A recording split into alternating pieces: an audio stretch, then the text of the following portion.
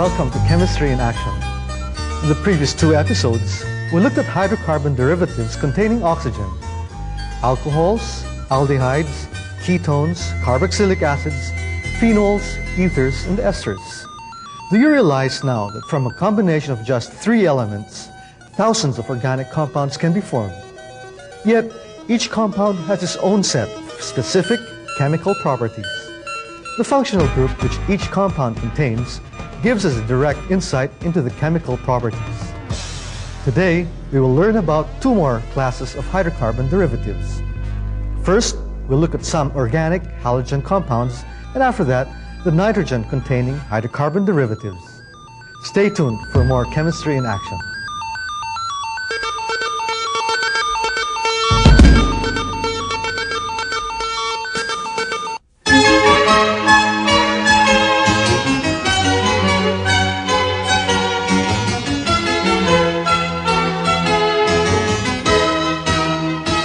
From the name alkyl halides, you can guess that these compounds are hydrocarbons substituted with any of the halogens: fluorine, chlorine, bromine, or iodine.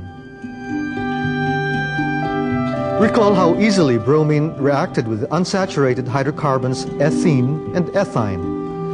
Bromine easily adds to the double bond of ethene to give 1,2-dibromoethane.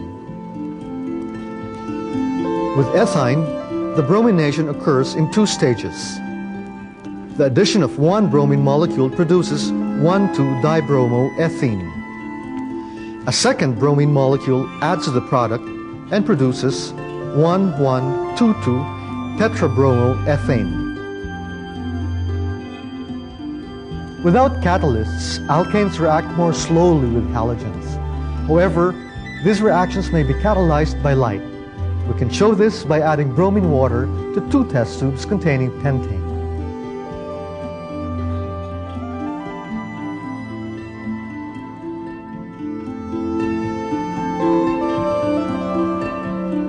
Wrap 1 test tube with carbon paper and expose the second test tube to sunlight.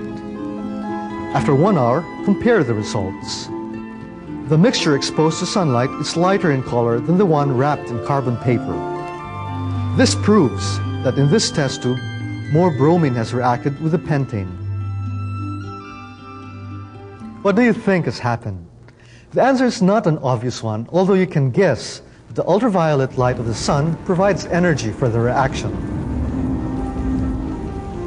The reaction occurs through the formation of free radicals. Free radicals are very reactive groups with odd or free or unpaired electrons. Consider methane, the simplest hydrocarbon. The reaction of methane with chlorine occurs in several steps and will stop only when all the hydrogens have been replaced. Energy from ultraviolet rays can split the covalent bond of the chlorine molecule to give 2 chlorine atoms, 1 electron going to each atom. These atomic species are free radicals and are extremely reactive. A chlorine free radical will react with methane to give methyl chloride and a hydrogen free radical.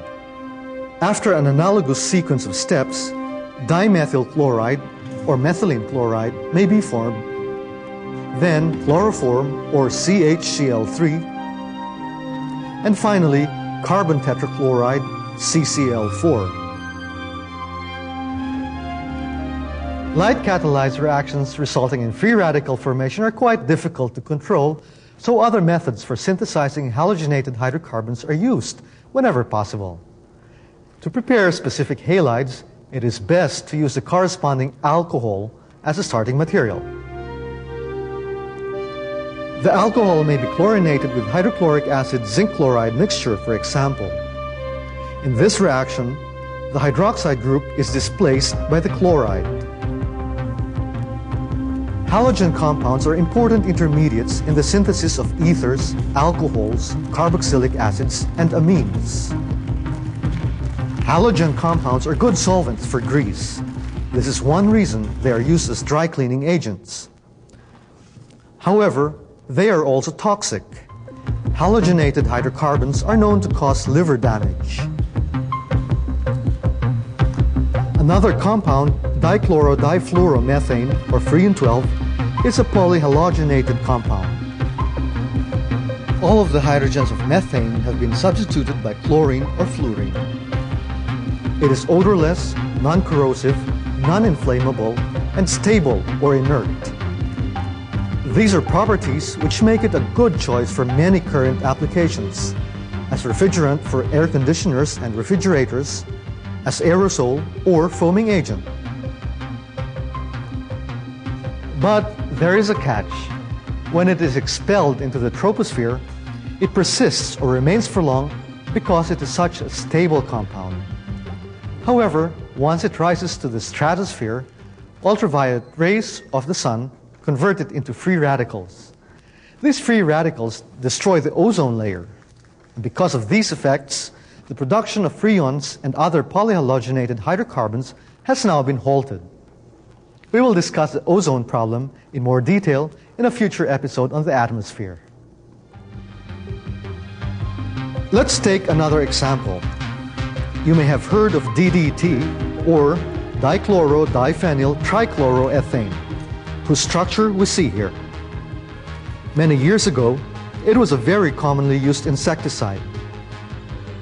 DDT has a very low solubility in water.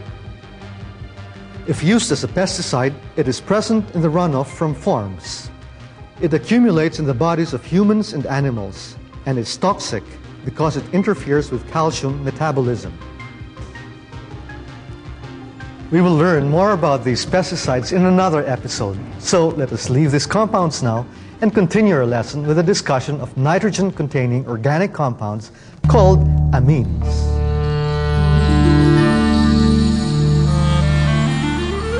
Once again, you can guess from the name that the functional group of these compounds is the amino group, NH2. In fact, amines may be considered as derivatives of ammonia, in which one or more of the hydrogen atoms are replaced by organic groups. Amines are classified as primary, secondary, or tertiary, depending on the number of groups bonded to the central nitrogen atom. The primary amines have only one alkyl group, which may be aliphatic or aromatic. If all the R groups are aliphatic, the compound is an alkylamine. If one of the groups is aromatic, the compound is an arylamine. For secondary and tertiary amines, the R groups need not be alike.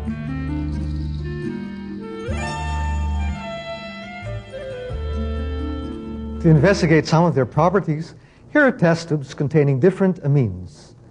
This test tube contains aniline, a primary aromatic amine. The nitrogen is bonded directly to the carbon of the benzene ring. Aniline is found in coal tar. As with all aromatic amines, it is very toxic and should be used only under a hood. Aniline is colorless when freshly distilled, but darkens on exposure to air and